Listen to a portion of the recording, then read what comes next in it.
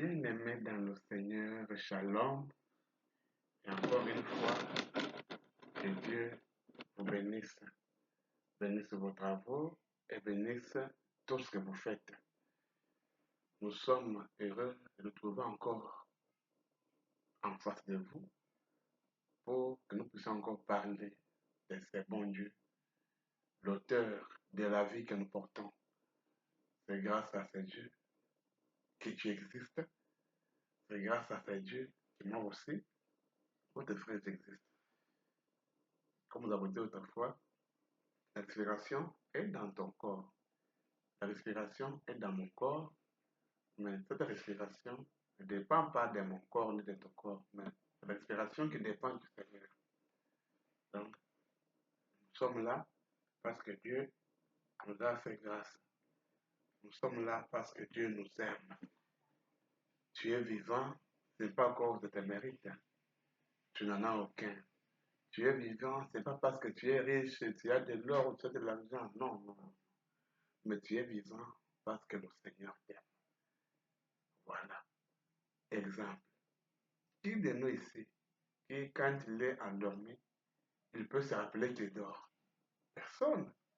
Quand nous dormons, quand nous entrons dans un profond sommeil, personne ne s'y connaît. Personne ne s'y connaît, tout le monde s'ignore parce que nous sommes morts en ce moment-là. Mais au moment où toi-même, tu ne te connais pas, au moment où tu es hors de ta conscience, mais il y a quelqu'un qui te connaît. C'est le Seigneur, Jésus-Christ. En Christ te demande d'acclamer, d'applaudir comme il le faut, parce qu'il est digne. Il est digne, lui qui nous a protégés, lui notre protecteur. En dehors de lui, il n'y a pas un autre Dieu. Il n'y a que lui. Ce matin, nous allons partager encore sa parole dans deux endroits différents. Commençons par le Nouveau Testament. Nous sommes toujours dans notre livre habituel, Hébreux, chapitre 13, verset 12 jusqu'au verset 13. Nous allons prendre le verset 12 au verset 13. Mais à la maison, vous pouvez toujours lire de 11 au 15. Hébreux 13, 11e au 15e verset. Mais ici, nous allons prendre Hébreux 13, verset 12 au verset 13. Nous lisons dans le nom précieux de notre Seigneur Jésus-Christ. Amen. C'est pour cela que Jésus aussi, afin de sanctifier le peuple par son propre sang, a souffert hors de la porte. Sortons donc pour aller à lui hors du camp en portant son opprobre. Que Dieu bénisse la lecture de sa parole. Amen. Donc, Saint Paul nous appelle à sortir. Que chacun puisse sortir du camp où il est. Comment sortir? Il faut savoir d'abord les œuvres que tu commets, se découvrir, connaître qui tu es par rapport à toi-même. Et quand tu vois ces œuvres-là que tu fais, si ces œuvres-là ne glorifient pas le Seigneur, donc tu es dans le camp de l'ennemi du Seigneur. Pourquoi? Parce que ce que tu fais ne glorifie pas le Seigneur. Dans ce cas, tu es obligé de sortir de ce camp où tu es là pour entrer dans notre camp. Quel camp? Le camp de notre Seigneur Jésus-Christ. Comment ça s'appelle? Ça s'appelle le camp du baptême du Saint-Esprit. Voilà là où tu dois être. C'est ça même ta place. Ta place est dans ce camp, et dans ce camp. Tu dois faire tous tes efforts pour entrer dans ce camp-là. Le baptême du Saint-Esprit. Voilà ton cas, mon frère. Voilà ton cas, ma soeur. Voilà ton cas, mon papa. Voilà ton cas, ma chère maman. Nous continuons avec la parole de Dieu. Nous allons prendre Exode, chapitre 19, verset 10. Et par après, verset 14. Exode 19, 10, après 14. Et l'Éternel dit à Moïse, va vers le peuple, sanctifie-les aujourd'hui et demain. Qu'ils lavent leurs vêtements. Hmm? Je ne sais pas si vous avez bien compris. Et l'Éternel dit à Moïse, va vers le peuple, sanctifie-le aujourd'hui et demain. Il lave leurs vêtements. 14. Moïse descendit de la montagne vers le peuple, il sanctifia le peuple et ils lavèrent leurs vêtements. Avez-vous compris, n'est-ce pas? Amen. Quand nous venons dans l'église, mes sœurs bien-aimés, c'est pour rencontrer Dieu. Tu ne peux jamais aller marquer audience avec le président de la République sans se laver. Non, et jamais. Et pourtant, le Seigneur Jésus-Christ, notre Dieu, est plus que le président de la République, car lui est le roi des rois et Seigneur des seigneurs, car lui, c'est le donateur de la vie que tu as. Comment tu vas aller dans sa maison sale? Non, mon frère, non, ma soeur. Il faut se laver avant de venir à l'église. Même si tu as une seule chemise, lave, repasse, lave-toi le corps entier, brosse tes dents et viens avec respect dans la maison de notre Dieu. Sors de ce camp-là de solitaire, mon frère et ma soeur. Sortez de ce camp-là. Ce n'est pas ton cas. Tu ne peux pas aller à l'église sale. Non. Non, non, non, non. L'église, ça va nous rencontrer le Seigneur. Tu dois venir à l'église propre. C'est ce qui est bon. Sors de ce camp-là. Venir ça à l'église. Ce n'est pas bon. Tu ne peux pas venir à l'église. Ça n'a pas de sens. Il n'y a pas d'excuse à cela. Même si tu as un seul habit, lave cet habit-là. Repasse bien. Viens propre dans l'église. Sois propre. Et ce que je te demandais aussi, que la propriété de ton cœur soit aussi comme la propriété de ton habit que tu portes là. Sois d'abord propre et fais aussi que ton cœur soit propre devant le Seigneur comme ton habit que tu as porté là. C'est très bien. Pas être propre avec les habits, mais très sale dans le cœur. Non. Non. Jamais. Jamais. Jamais. Mon frère, ma soeur, ne venez pas dans l'église sale. Non. Lavez vos habits et repassez-les. Soyez propre devant le Seigneur. Mais faites aussi, surtout, faites aussi que votre cœur soit très propre. Plus comme les habits que vous avez portés là, devant le Seigneur. En ce moment-là, vous êtes un homme disposé à recevoir quelque chose de la part du Seigneur. En ce moment-là, vous êtes quelqu'un qui peut prononcer un mot devant le Seigneur et le Seigneur écoute et va te répondre dans peu de temps. Effectivement. Amen. Donc, c'est ça mon frère, ma soeur. Sortez du camp de la saleté. Ce n'est pas bien. Nous entrons dans notre camp. Le camp du vol. Frères et sœurs, nous parlons du camp du vol. Un frère t'engage à son travail. Mais toi, tu vas voler ton frère avec qui tu iras au ciel. Est-ce que tu fais bien? Un frère te met à son travail pour travailler.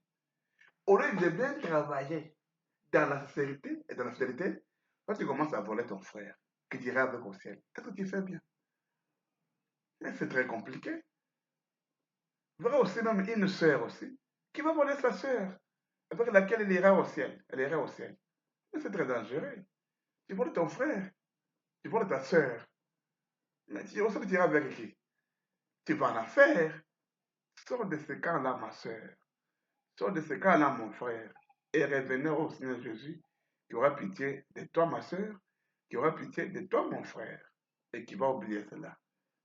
Sors de ce camp du vol. Et reconnais au moins, tu ne dois que prendre ton salaire et non voler ton frère, et non voler ta sœur. Ton salaire et le souhait de ton travail. C'est ça. Et non voler. Travaille dans la grâce du Seigneur et Dieu du ciel va te bénir, toi, mon frère. Va te bénir, toi, ma soeur. Ne vole jamais ton frère. Ne vole jamais ta soeur. Travaille dans la grâce de Dieu. Dieu du ciel te bénira. Un jour, tu deviendras aussi patron, comme ton patron là. Si tu travailles dans la grâce du Seigneur. Parce qu'il n'y a que Dieu qui élève. L'élévation ne vient ni de l'Orient, ni de l'Occident. Mais l'élévation vient de qui? Vient de l'Éternel. Alors pour que cet Éternel te bénisse, t'élève, tu dois travailler dans la grâce de son nom. Comment tu veux que Dieu t'élève au moment où tu ne travailles pas dans la grâce de son nom? Comment tu veux que Dieu t'élève au moment où toi, mon frère, ma soeur, tu ne travailles pas dans la crainte de son nom? Pour que Dieu t'élève, tu dois travailler dans la crainte de son nom. Et à ce moment-là, un jour, Dieu du ciel t'élèvera comme ton maître pour qui tu travailles aujourd'hui. Amen. Sortez de ces camps-là, des voleurs. Vous avez même le mari qui vole l'argent de la femme dans la maison. Vous avez la femme qui vole l'argent de la maison. Les enfants qui volent leurs parents. Les enfants de Dieu qui volent à l'église. Ah, vraiment, dans l'église, quand nos sœurs amènent la nourriture au pasteur, un pasteur visiteur, vous verrez une sœur qui va voler les assiettes de l'autre. Mais toi, tu sais que non, ce ne sont pas tes assiettes. Pourquoi tu vas voler les assiettes des autres? Sortez de ce camp-là. Je sais de quoi je parle. Ma sœur, c'est tout. Hein? Quand vous menez le repas au pasteur visiteur, reconnaissez que vos assiettes, n'amenez pas ce qui n'est pas vous dans votre maison. Ce n'est pas bien. Ce n'est pas bien. Si vous le faisiez, ne le faites plus. Ce n'est pas bien. Ce n'est pas bien. Sortez du camp du vol. Ce n'est pas bien. Sortez de ce camp, mon frère et ma soeur. Ce n'est pas votre camp. Amen. L'autre camp, ne pas obéir à tes parents. Nous parlons d'un camp de la délinquance juvénile. Un enfant qui n'obéit pas à ses parents. Le papa ou la maman t'envoie et te dit, prends cet argent, va payer du sel pour que nous puissions mettre dans les fêtes de manioc que nous avons préparées. Comme ça, nous allons manger avec le foufou d'hier. Nous allons nous reposer en attendant que ton papa fasse le travail. Toi, tu dis, non, non, papa, moi, je ne pars pas. Non, maman, moi, je ne pars pas. Et le papa ou la maman se lève seul et va payer du sel. Et toi, tu vas prêter seulement ta bouche pour manger. Non, si c'est moi qui fais ton père, je te chasse. Tu ne dois pas manger. Je t'envoie te refuser, je te frappe, je te chasse, tu ne manges pas. Je te tue. Et toi, le papa, et toi, l'enfant qui fait ça, tu fais bien, n'est-ce pas? Non. Tu es en train de grandir très, très mal. Sortez de ce camp-là. Tu es en train de grandir très, très mal. Très, très mal. Tu es impoli, toi, l'enfant qui fait de telles choses. Tu es un enfant impoli. Tu es impoli. Ton papa t'envoie, tu refuses. Ta maman t'envoie, tu refuses. Maintenant, dites-moi alors, comment ton ami va respecter ton père ou ta mère si toi-même le fils de la maison ou toi la fille de la maison, tu ne vas pas les respecter? Dites-moi alors, si toi, ton papa t'envoie, tu refuses. Ta maman t'envoie, tu refuses. Comment alors quelqu'un d'autre, comment alors ton ami va respecter ton papa? Comment ton ami va respecter ta maman si toi-même l'enfant de la maison, tu ne sais pas leur donner du respect? Est-ce que tu fais bien mon frère, ma soeur? Est-ce que tu fais bien? Quel que soit ton âge, étant donné que ton papa est vivant, il est ton papa, tu es son fils, tu lui dois du respect. Quel que soit ton âge aussi. Aussi longtemps que ta maman est vivante, tu es sa fille, tu es son fils, tu lui dois, tu es obligé de les obéir. Ce sont tes parents. Tu leur dois du respect, mon frère, ma soeur. Vous devez du respect envers vos parents. Nous devons du respect envers nos parents. C'est ça. Et c'est comme ça. Est-ce que vous comprenez, enfants de Dieu? Est-ce que vous comprenez? C'est bon de comprendre. Mon fils, ma fille, là où tu es, écoute-moi. Je te parle en tant que ton père. Si tu n'obéissais pas à ton papa ou à ta maman, à partir d'aujourd'hui, commence à leur obéir. Avez-vous compris? À partir d'aujourd'hui, à partir de maintenant, commencez à obéir à vos parents. C'est très bon. Vous allez comprendre pourquoi il faut obéir. Vous devez obéir à vos parents. Vous allez comprendre pourquoi.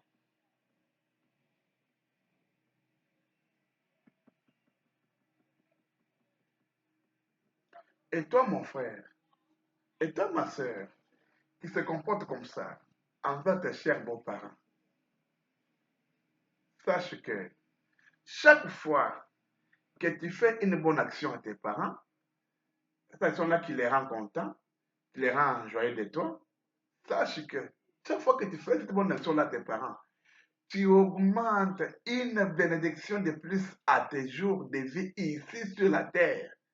Et Dieu, notre Seigneur, Dieu du ciel, le donateur de toutes les vies que nous avons, Dieu du ciel, va te bénir à travers l'obéissance que tu as envers tes parents. C'est pourquoi un bon enfant, c'est qui?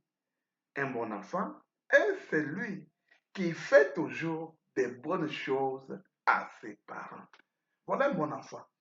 Un bon enfant, c'est qui? Un bon enfant est celui qui fait toujours des bonnes choses à ses parents. Et un mauvais enfant, c'est qui? Un mauvais enfant, c'est celui qui ne fait pas des bonnes choses à ses parents. Vous verrez la différence entre un bon enfant et un mauvais enfant. Et si tu es dans cette voie-là, de faire toujours des bonnes choses à tes parents, mon fils, ma fille, même les sorciers de chez vous ne te verront jamais. Amen. Je ne parle pas de la prière, mais je parle du respect envers tes parents. Si tu obéis à tes parents, si tu fais toujours la volonté de tes parents, je t'assure, même les sorciers de chez vous ne te verront jamais. Et si tu es dans cette voie, mon frère et ma soeur, même les féticheurs de chez toi ne te verront jamais.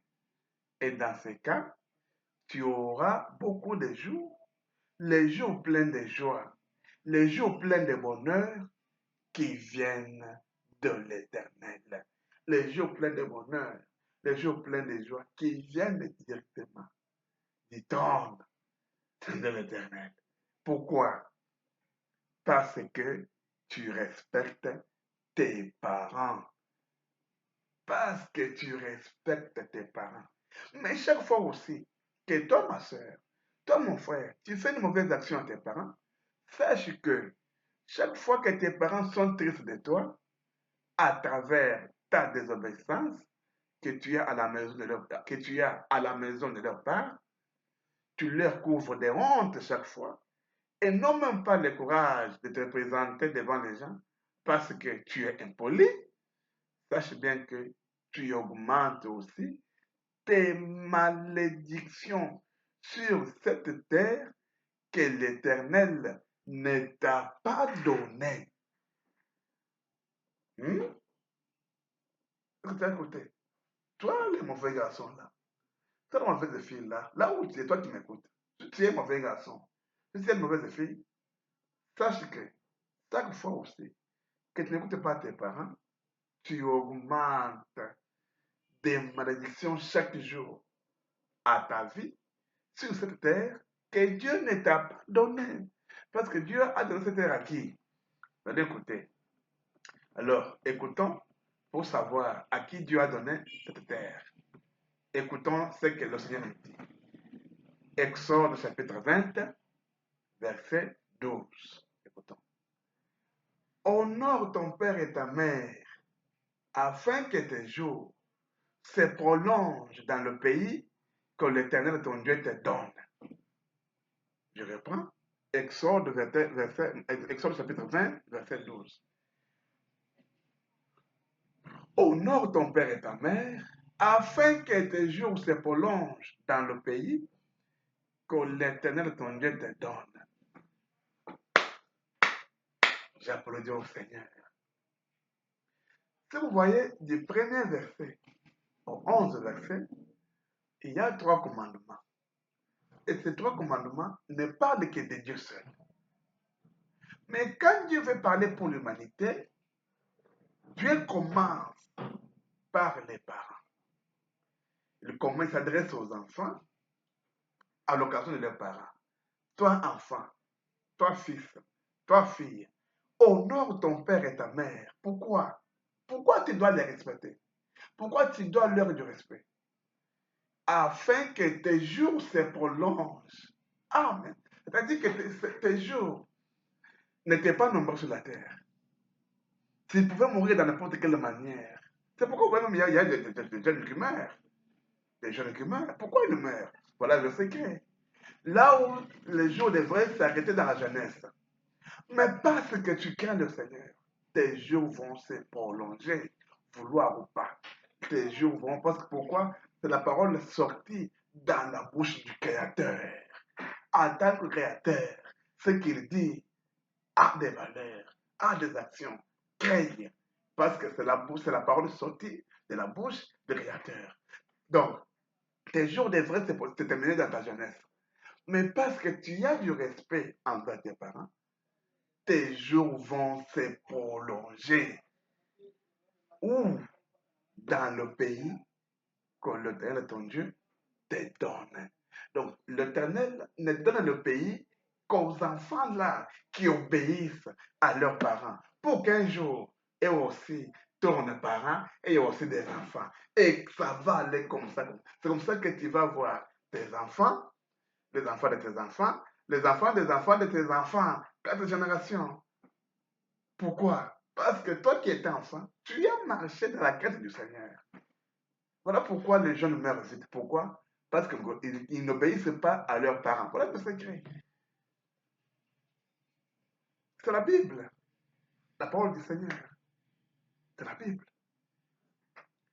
Si nous voulons prendre ce commandement dans son contraire, nous aurons cessé. N'honore pas ton père et ta mère, afin que tes jours ne se prolongent pas, que tu fasses peu de jours sur la terre, que tu ne sois pas heureux sur la terre, que Dieu ne t'a pas donné. Oh. C'est ça. Si vous voulez prendre ça dans le contraire, c'est ça. Hmm? C'est pour cela qu'il y a beaucoup d'échecs chez nos enfants. Vous voyez, un enfant qui a étudié, il va pour avoir le travail, il n'y a pas de travail. Il arrive maintenant, on lui dit, ah, nous avons clôturé hier. Il arrive à 13h, on lui dit, nous avons clôturé à 12h. Pourquoi? Parce que cet enfant-là, si vous remontez bien, vous trouverez qu'il n'était pas obéissant envers ses parents. Voilà pourquoi l'esprit d'échec l'a accompagné. Voilà pourquoi les blocages l'ont accompagné. Voilà pourquoi des barrières l'ont accompagné. Voilà pourquoi l'école n'est pas intelligente. Voilà pourquoi cet enfant est placé dans des difficultés de tout genre. Malchance en tout. Sur 100%, 90%, c'est dû au manque de respect envers les parents. Parce que ton Dieu que tu vois avec tes yeux, ce sont tes parents. Alors, honore-les. Honore tes parents et tu vas réussir. Honore tes parents et tu réussiras. Si dans ta vie, il y a des complications, les autres travaillent et ils réussissent. Mais quand toi tu arrives, il y a l'échec, pose-toi la question. Comment sont tes relations avec tes parents? Hmm? Si tu vois dans ta vie toujours des barrières, toujours des blocages, toujours des échecs, pose-toi la question. Comment sont tes relations avec tes parents? Parce que toute ta réussite est due à tes parents, même ton mariage. Toi, la fille, pour que tu sois mariée, il faut que tu sois obéissante envers ta mère. Toi, le fils et maman, pour que tu te maries, il faut que tu sois obéissant à ton père, à ta mère aussi. C'est ça. Donc, ta réussite est dans les mains de tes parents. Si toi, tu ne les obéis pas, bon, tu ne réussiras pas.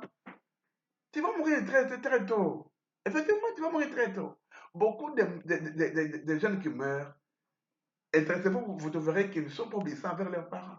Intéressez-vous, vous comprenez la chose. Écoutons Saint Paul. Ephésiens 6, 1 à 3. Ephésiens 6, 1 à 3. Enfants, obéissez à vos parents selon le Seigneur, car cela est juste. Honore ton père et ta mère. C'est le premier commandement avec une promesse, afin que tu sois heureux et que tu vives longtemps sur la terre. Est-ce que vous écoutez bien? Je reprends. Enfants, obéissez à vos parents selon le Seigneur, car cela est juste. Honore ton père et ta mère. C'est le premier commandement avec une promesse, afin que tu sois heureux et que tu vives longtemps sur la terre. Amen. Pourquoi ce moment pour dire que c'est le premier commandement avec promesse? Parce que nous avons le premier commandement, deuxième commandement, et maintenant ça c'est le troisième commandement. Mais ça c'est le quatrième commandement. Mais le premier commandement, deuxième, troisième, ils n'ont pas la promesse. Amen. Les trois commandements, vous pouvez commencer par Exode 21, 20, verset 1, descendre jusqu'au verset 11. Vous trouverez qu'il n'y a pas là-bas une promesse. Mais quand vous arrivez au verset 12, vous trouverez qu'il y a là une promesse. Laquelle? D'avoir beaucoup de jours sur la terre. Quelle terre? Que Dieu t'a donné. En d'autres termes, Dieu ne donne la terre qu'aux enfants qui sont obéissants envers leurs parents. Si tu es obéissant envers tes parents, oui, Dieu va te donner la terre. Pourquoi? Parce que tu es obéissant envers tes parents. Donc, pour ce matin, je te demande, mon frère, ma soeur, si tu n'es pas obéissant envers tes parents, sois obéissant envers tes parents. Dès maintenant, dès aujourd'hui, sois obéissant envers tes parents. Obéis à tes parents en tout ce qu'ils te diront, en tout ce qu'ils te disent. Partout où ils t'envoient, va. Sois obéissant envers tes parents et tu verras que ta vie va prendre autre direction. Pratiquez ça. Sois seulement obéissant envers tes parents. Tu verras que ta vie prendra autre direction. Et quand tu es mauvais devant tes parents, mon frère, ma soeur, tu n'iras pas loin. Tu ne peux jamais laisser tes parents tristes évoluer, jamais. Mensonge, je doute. Parce que c'est la parole qui le dit. Tu ne peux jamais laisser tes parents tristes et tu vas réussir, jamais. Au grand jamais, du mensonge. Du mensonge. Tu vas mourir trop vite. Et avant ta mort, tu auras d'abord la vie compliquée, très dure. Pourquoi? Parce que tu n'étais pas obéissant envers tes parents. Mais si tu commences à obéir à tes parents, tu verras que ta vie va prendre autre direction. Ta vie sera pleine de chances. Là où ça va s'ouvrir, tu n'auras pas l'idée. Tu vas te demander, ah, comment ça s'est passé pour que je puisse arriver ici? Mais le secret, c'est quoi? C'est parce que tu étais obéissant. C'est parce que tu étais obéissant envers tes parents. Voilà la clé de ta vie. Mon frère, ma soeur, ce matin, je t'appelle à être obéissant envers tes parents. Quoi qu'il en coûte, sois obéissant envers tes parents. Quel que soit ton âge, même si tu as 100 ans, aussi longtemps que tes parents sont vivants, tu es obligé de leur obéir. Et la meilleure façon de leur obéir, c'est de ne rien faire sans leur demander. Ce n'est pas que tu fais, après tu t'informes, non. Avant de le faire, va d'abord voir tes parents. Dites-leur, papa, maman, je me fais comme ça, comme ça, comme ça, comme ça. J'ai besoin de votre idée. Pourquoi? Parce que avant que tu sois né, tu ne sais pas ce que papa a fait pour épouser ta maman, pour que tu sois né. Parfois, ce que papa a fait là, ça peut être l'expérience qui va t'aider pour que toi aussi puisses réussir dans ta vie. Voilà pourquoi tu dois recourir à tes parents à chaque instant pour que tes parents puissent t'instruire. Pour le reste, que Dieu vous bénisse. Shalom, ciao. Abonnez-vous, aimez cette vidéo et partagez pour que cette nouvelle arrive partout. Veuillez vous abonner, veuillez aimer la page et veuillez partager aussi cette vidéo.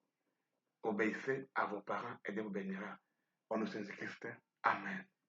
Ciao.